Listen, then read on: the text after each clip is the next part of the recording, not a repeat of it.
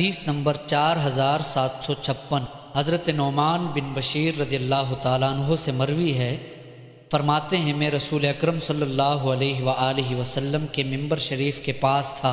ایک شخص نے عرض کیا مجھے اس بات کی پرواہ نہیں کہ میں اسلام لانے کے بعد صرف حجاج کرام کو پانی پلاؤں۔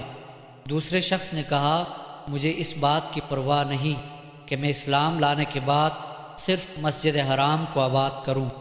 تیسرے شخص نے کہا اللہ تعالیٰ کے راستے میں جہاد کرنا تمہارے بیان کردہ اعمال سے افضل ہے۔ حضرت عمر فاروق رضی اللہ تعالیٰ عنہ نے ان کو ڈانٹا اور فرمایا رسول اکرم صلی اللہ علیہ وآلہ وسلم کے ممبر شریف کے پاس آوازیں بلند نہ کرو۔